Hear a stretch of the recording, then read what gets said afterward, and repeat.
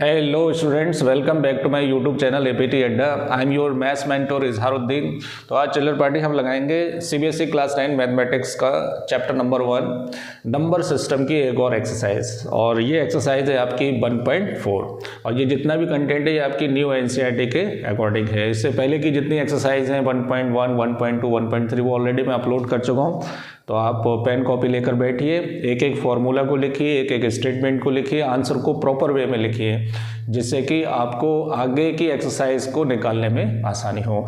तो अगर आपने चैनल को सब्सक्राइब नहीं किया तो पहले चैनल को सब्सक्राइब कर दें, वीडियो को लाइक करें। चलिए स्टार्ट करते हैं। पहला क्वेश्चन देखिए पहला क्वेश्चन है,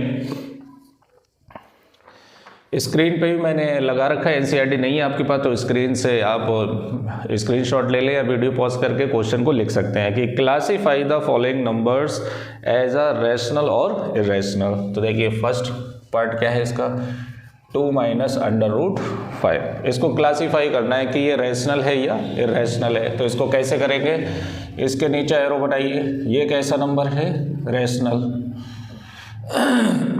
इसके नीचे एरो बनाइए, ये कैसा नंबर है, इरेशनल।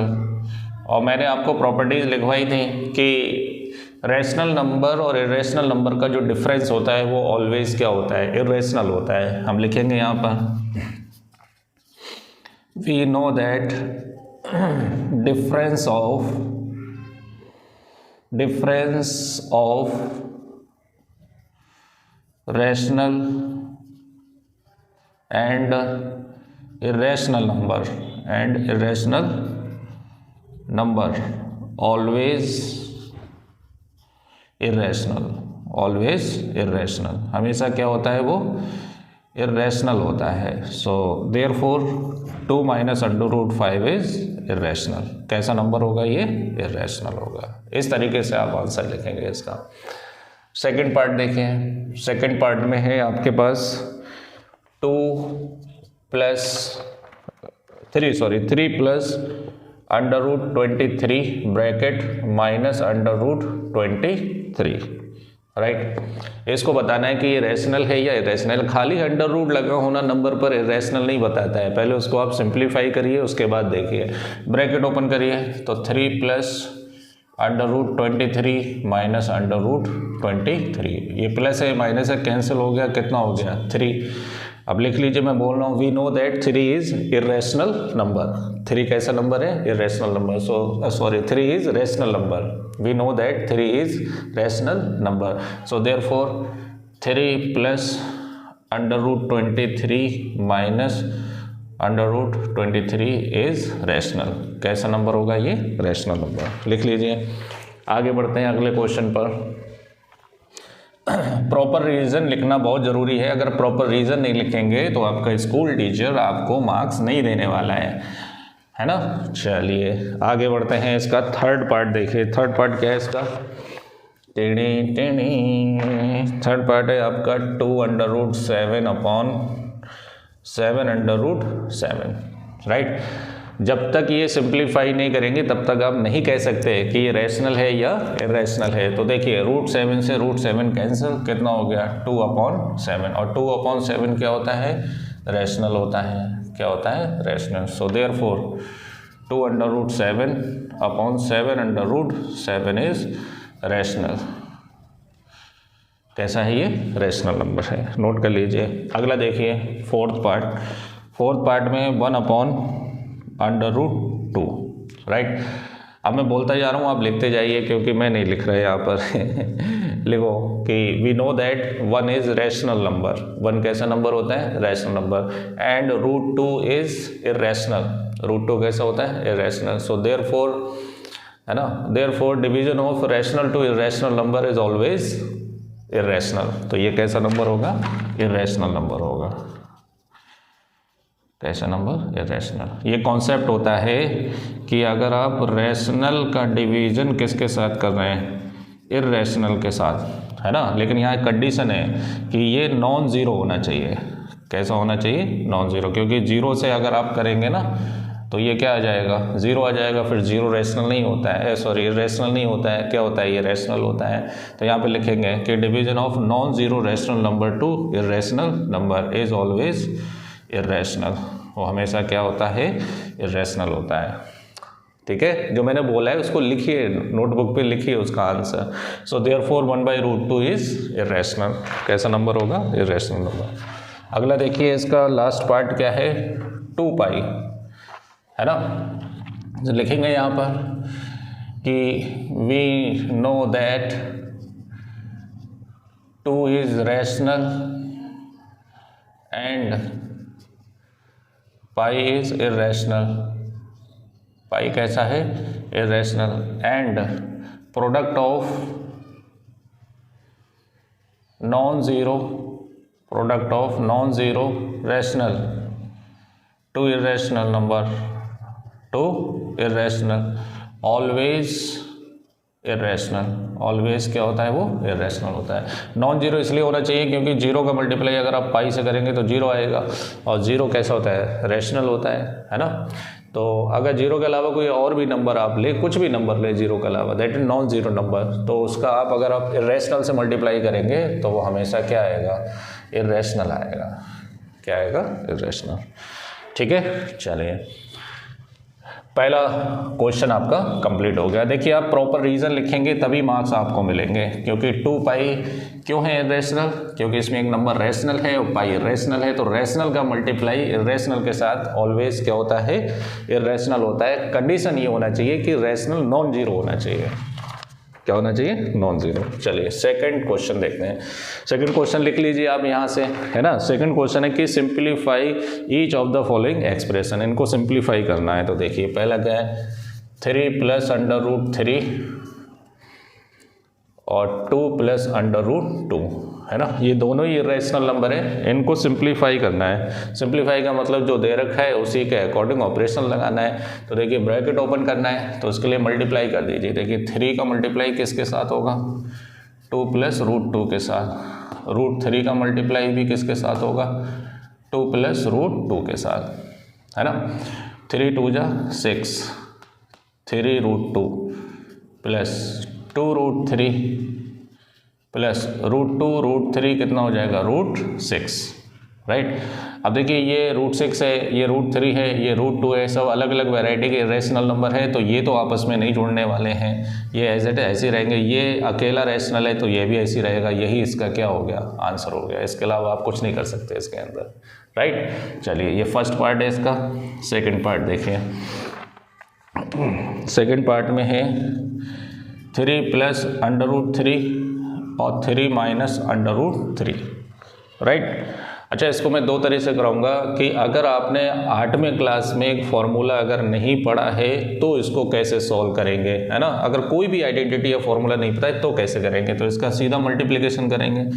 3 का मल्टीप्लाई किसके साथ, 3 - √3 के साथ, और √3 का मल्टीप्लाई किसके साथ, 3 - √3 के साथ। तो देखो 3 × 3 = 9, 3 √3 ब्रैकेट ओपन कर रहे हैं, और प्लस 3 का मल्टीप्लाई इससे, तो 3 √3, और √3 कितना होता है, 3 होता है।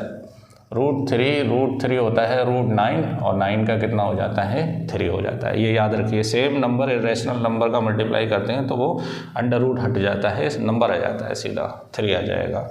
तो देखिए यहाँ से ये माइनस है, ये प्लस है, कैंसिल हो गया, तो 9 - 3 किसके बराबर आ जाएगा, 6 के बराबर। तो एक तो मेथड ये है आपका, अगर आपको फॉर्मूला नहीं पता है। दूसरा देखिए यहाँ पर है 3 + √3 और 3 - √3। 8th क्लास में एक फॉर्मूला पढ़ाया जाता है, a + b a - b किसके बराबर होता है, a² - b² के। ये आइडेंटिटी होती है, अलजेब्रिक आइडेंटिटी होती है। अगर याद है तो अच्छी बात है, आप इससे भी निकाल सकते हैं। तो देखिए 3 + √3 a की जगह ये, b की जगह ये, और 3 - √3 b की जगह √3 a की जगह 3 इक्वल टू a² - b²। तो 3 × 3 = 9, √3 का स्क्वायर 3, तो 9 - 3 कितना बचेगा, 6 बचेगा। तो देखिए यहाँ पर भी क्या है, 6 आया। आपकी चॉइस है, दोनों में से दोनों ही आंसर सोल्यूशन क्या है इसके करेक्ट है, आप सॉल्व कर सकते हैं दोनों मेथड से। चलिए थर्ड पार्ट देखिए, √5 + √2 का होल स्क्वायर, है ना। इसको कैसे करेंगे, इसमें भी देखिए वही केस है कि या तो आप होल स्क्वायर वाली आइडेंटिटी लगा दें या फिर इसका आप 2 बार क्या कर दें, प्रोडक्ट कर दें। तो ये आपकी चॉइस है कि जैसे चाहें आप वैसे कर सकते हैं इसके अंदर, है ना। चलिए मैं एक काम करता हूँ, दोनों मेथड से करा देता हूँ, आप टेंशन मत लीजिए, आपकी चॉइस है, आप जिससे चाहें, आपका टीचर, स्कूल टीचर जिससे बोले वो मेथड कर देना आप, है ना। पहला मेथड देखिए, इसका आप 2 बार मल्टीप्लाई करिए, √5 √2 इंटू √5 प्लस √2, स्क्वायर है तो कितनी बार मल्टीप्लाई होगा, 2 बार। अब देखिए √5 का मल्टीप्लाई इस ब्रैकेट से होगा, √5 प्लस √2, और √2 का मल्टीप्लाई इस पूरे ब्रैकेट से होगा, √5 प्लस √2, राइट। अब इसका मल्टीप्लाई इससे करिए तो √5 हो गया 5, और प्लस इसका मल्टीप्लाई इससे करिए, 5 2 जा कितना हो गया 10, इसका मल्टीप्लाई इससे करिए 5 2 जा 10, प्लस √2 कितना हो गया 2, √2 कितना होता है 2, 5 और 2 रेशनल नंबर जोड़ दीजिए कितना हो जाएगा 7, √10 कितना हो जाएगा 2/10। तो ये आपका फाइनल आंसर आ गया। एक तो ये मेथड है, ठीक है।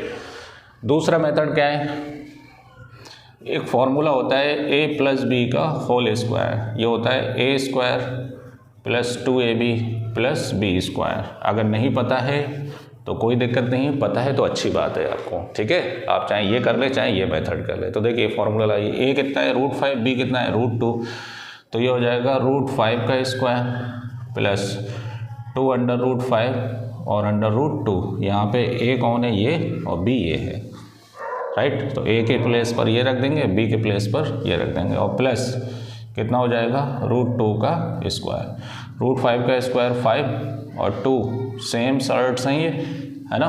तो ये कितना हो जाएगा 5 2 जा 10, √2 का 2, तो 5 और 2 कितना हो गया 7 प्लस 2/10। देखिए सेम आंसर आ रहा है ना। तो स्कूल में आपके जिस मेथड से कराया जाए आप उस मेथड से क्या कर सकते हैं, इसको सॉल्व कर सकते हैं। चलिए आगे बढ़ते हैं। ये तो आपके सारे एनसीईआरटी के क्वेश्चन हैं, एनसीईआरटी का फोल्डर है। अगर आपको इंडिविजुअल चैप्टर के एक्स्ट्रा क्वेश्चन चाहिए, एक्स्ट्रा बुक के क्वेश्चन चाहिए, तो आप इंडिविजुअल चैप्टर के फोल्डर में जाइए। जैसे नंबर सिस्टम है, पॉलिनोमियल है, सबके मैंने अलग अलग बना रखे हैं, आप वहाँ से प्रैक्टिस कर सकते हैं। चलिए अगला क्वेश्चन है, पार्ट है अगला, सेकेंड का 4th पार्ट, √5 माइनस √2 और √5 प्लस √2। इसमें भी वही लॉजिक है कि इसको भी 2 मेथड से आप कर सकते हैं। पहला मेथड मल्टीप्लाई कर दीजिए, √5 का मल्टीप्लाई किसके साथ, √5 प्लस √2 माइनस √2 का, है ना, √5 और √2। इसका मल्टीप्लाई इसके साथ, इसका मल्टीप्लाई इसके साथ। 8th क्लास में इसे सिखाया जाता है। तो देखिए √5 कितना हो गया 5, √5 और √2 कितना हो गया √10 माइनस √10, है ना, √10, 2 5 10 माइनस √2 कितना हो गया 2 हो गया। ये प्लस है माइनस है कैंसिल हो गया, तो 5 माइनस 2 किसके बराबर हो जाएगा 3 के बराबर हो जाएगा, राइट। ये इसका क्या हो गया आंसर हो गया। नोट करते जाइए आप फटाफट।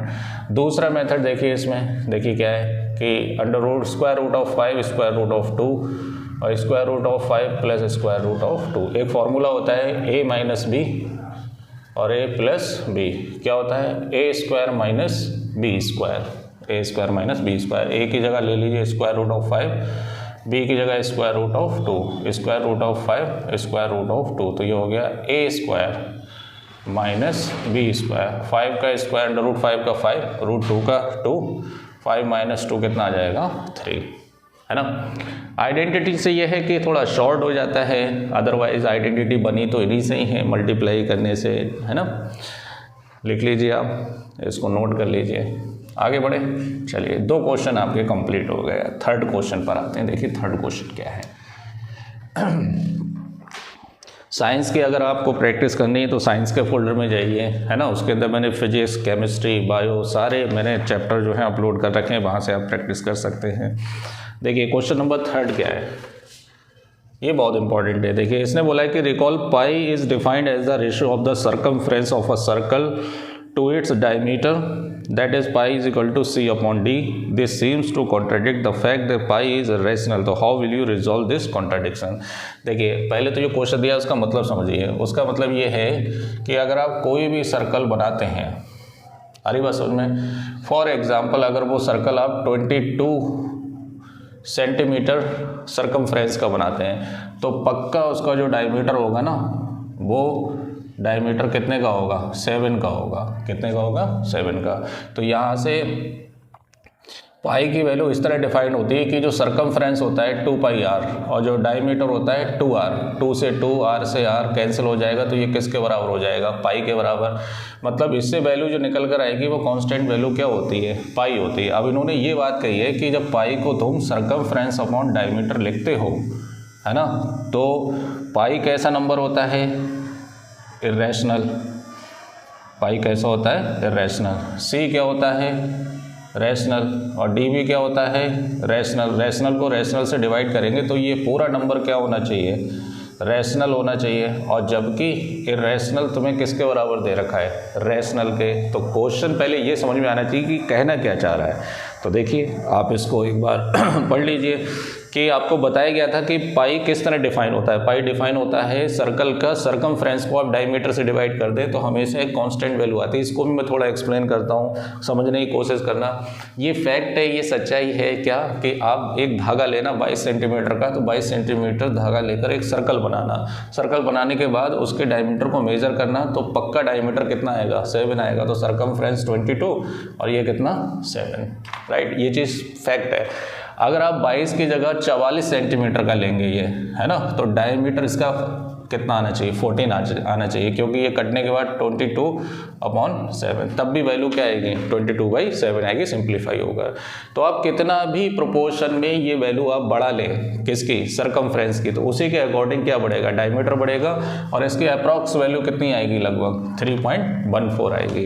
कितना ही बड़ा सर्कल बना ले आप सर्कमफ्रेंस, डायमीटर उसी हिसाब से बढ़ती जाएगी या घटती जाएगी, लेकिन डिवाइड करने पर सर्कमफ्रेंस को डायमीटर से अप्रॉक्स वैल्यू कितनी आएगी? 3.14 आएगी।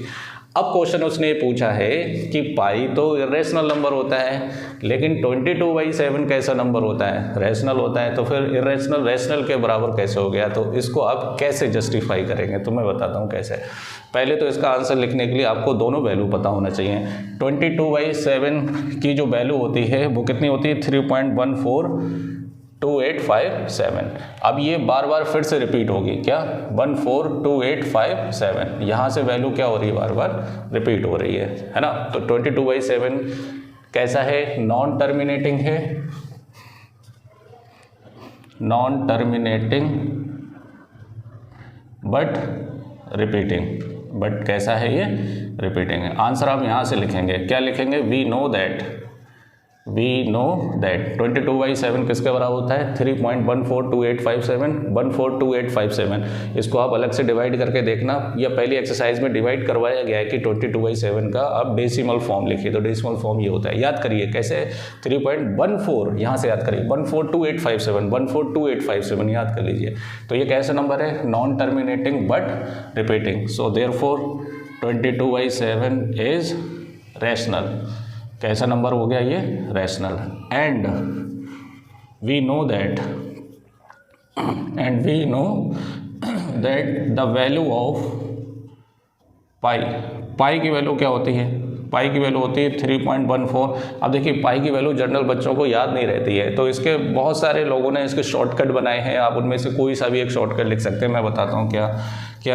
मे I have a large container, ये याद कर लीजिए आप, है ना। May I have a large container of coffee, question mark, thank you. अब इसमें देखिए लेटर्स गिनिए, इसमें कितने? 3, इसमें कितने हैं? 1, पॉइंट लगा दीजिए। इसमें 1 2 3 4, इसमें 1, और इसमें 1 2 3 4 5, इसमें कितने? 9, इसमें 2, 1 2 3 4 5 6, 1 2 3 4, और इसमें कितने? 3, है ना। तो इसकी वैल्यू लगभग कितनी आएगी? 3.141592643 ... है ना।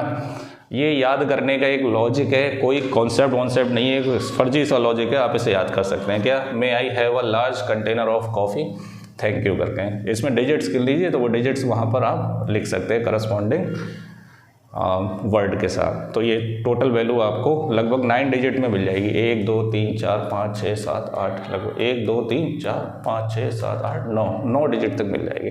अब देखिए ये नंबर कैसा है, ये नंबर है नॉन रिपीटिंग।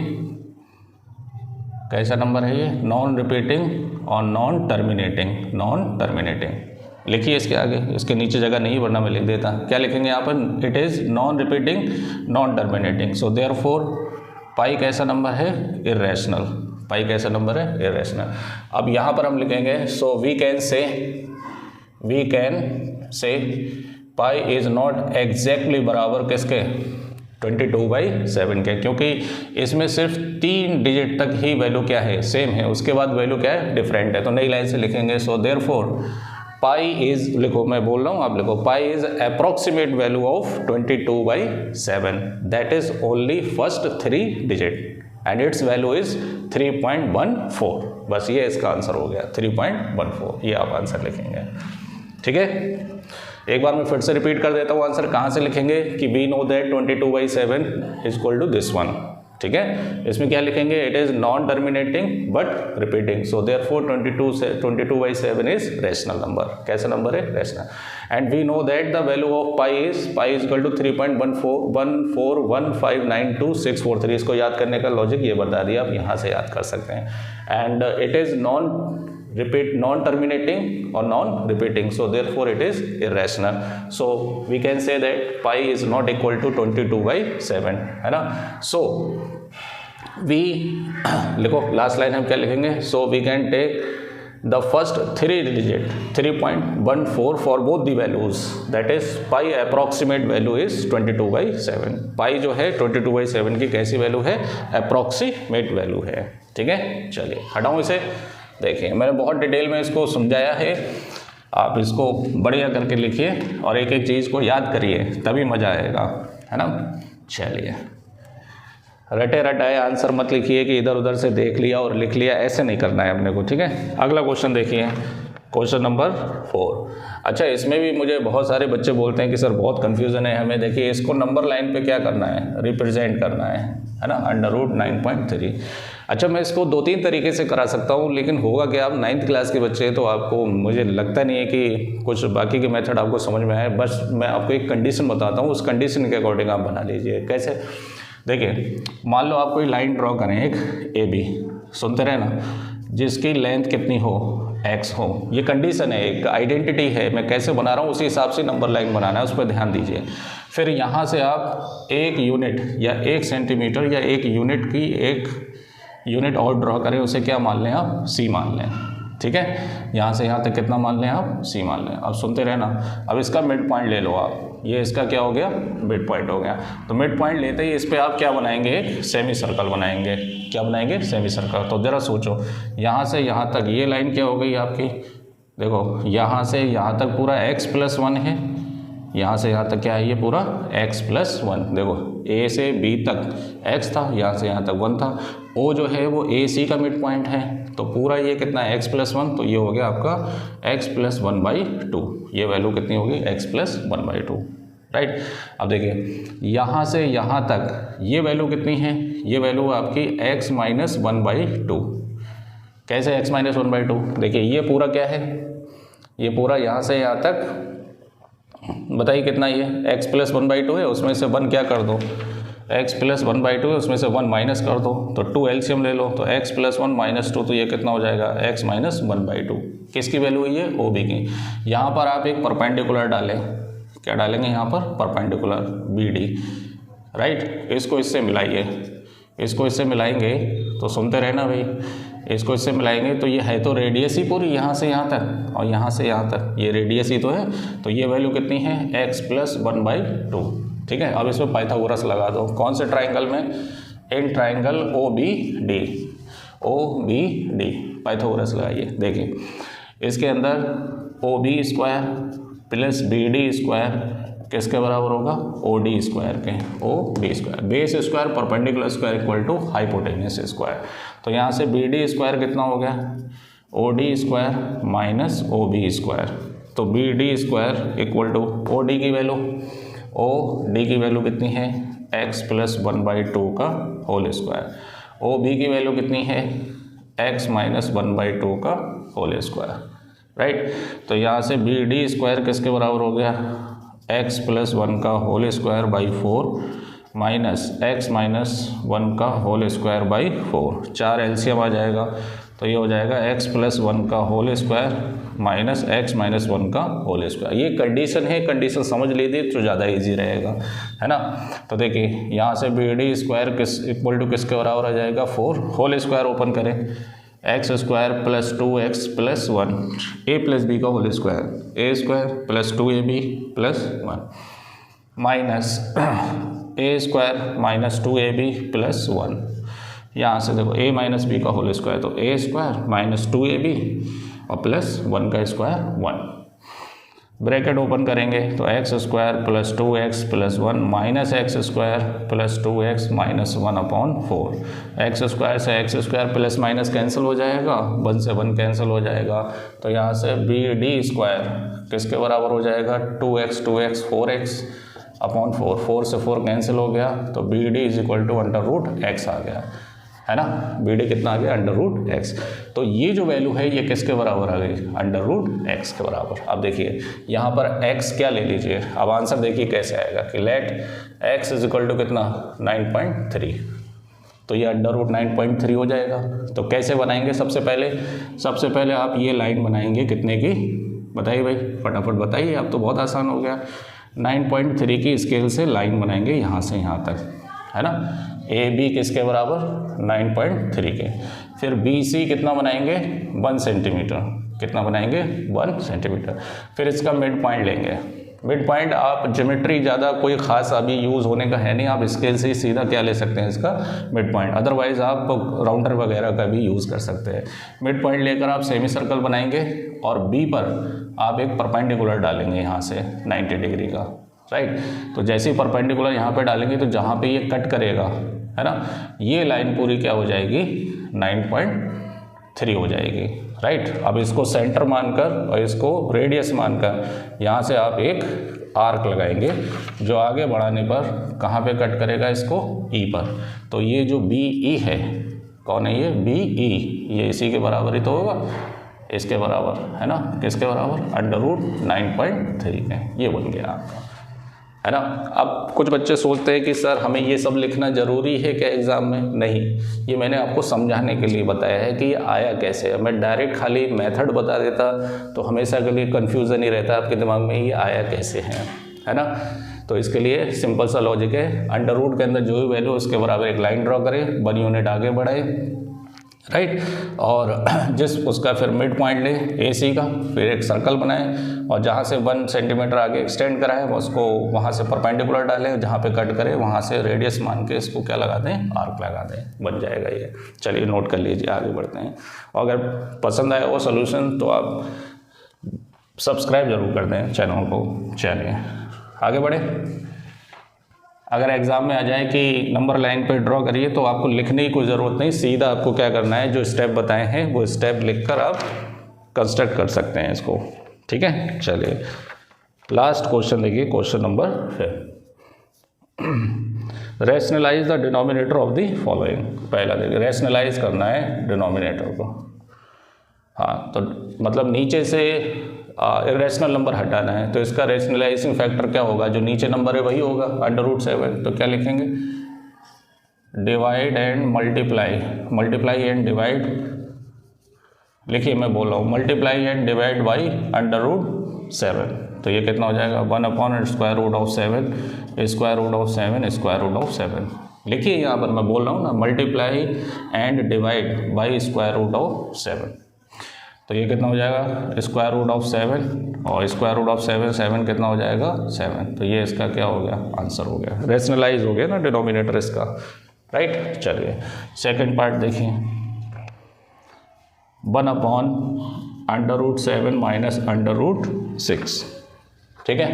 तो लिखिए यहाँ पर multiply and divide by rationalising factor √7 plus √6 है ना। तो ये कितना हो जाएगा 1/√7 माइनस √6 इंटू, चलिए भाई मल्टीप्लाई करिए और डिवाइड करिए। इसको कैसे निकालते हैं रैशनलाइजिंग फैक्टर, सीधा नंबर होता है तो वही नंबर हो जाता है, और प्लस माइनस में नंबर होता है तो माइनस होगा तो प्लस और प्लस होगा तो माइनस, माइनस है तो प्लस वाले से करेंगे आप। तो √7 प्लस √6, √7 प्लस √6 है ना। अब देखिए नीचे फॉर्मूला बन रहा है क्या, a माइनस बी और a प्लस बी, ऊपर 1 से मल्टीप्लाई करेंगे तो 1 से जिस नंबर का मल्टीप्लाई करते हैं वही नंबर आ जाता है, राइट। तो नंबरेटर में तो यही रहेगा √7 प्लस √6, राइट। नीचे देखो a minus b, a plus b, तो a² माइनस b², तो ये हो गया √7 प्लस √6। जो आप यूज़ करते हैं उसको लिखा जरूर करें, a² माइनस b², क्या होता है a प्लस बी और a माइनस बी, लिखा करेंगे आपने क्या यूज़ किया है। ये हो गया 7 और √6 का 6, तो ये हो गया √7 प्लस √6, 7 में से 6 जाएगा, 1 बचेगा। नीचे डिनोमिनेटर में 1 होना ना होना कोई मतलब नहीं है, तो इसे आप हटा देंगे 1 को, और यही क्या हो जाएगा आपका आंसर हो जाएगा, है ना। नोट कर लीजिए इसको, आगे बढ़े।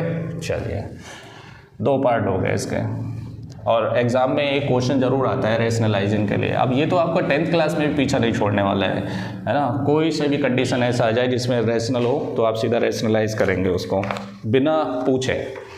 चलिए इसका थर्ड पार्ट देखिए, थर्ड पार्ट क्या है, 1/√5 प्लस √2। चलिए बताइए क्या लिखेंगे, आप बताइए, खुद से लिखिए।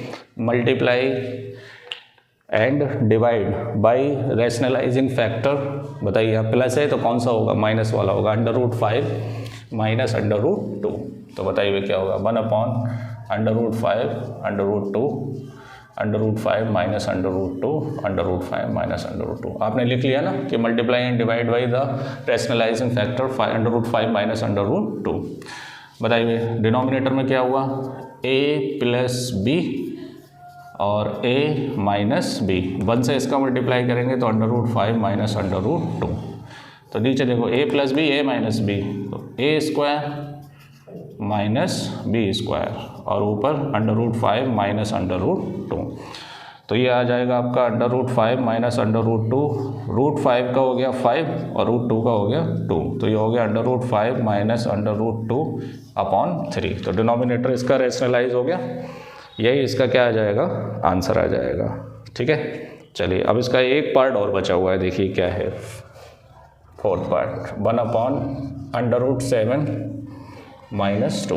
बताइए भी क्या लिखेंगे, लिख लो फटाफट, वीडियो पॉज करके लिख लो, बोलूँ, हाँ। Multiply and divide by rationalising factor √7 plus 2, ये माइनस है ना, तो प्लस वाले से हम क्या करेंगे, √7 प्लस 2 √7 प्लस 2। तो बताइए नीचे फॉर्मूला बन गया a minus b, a plus b, और 1 से इसका मल्टीप्लाई करेंगे तो 2 चूहे थे मोटे मोटे थे।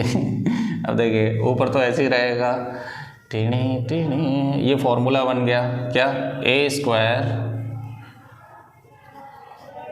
Minus b²। यहाँ फॉर्मूला लगाइए, a minus b, a plus b किसके बराबर होता है, a² माइनस b², राइट।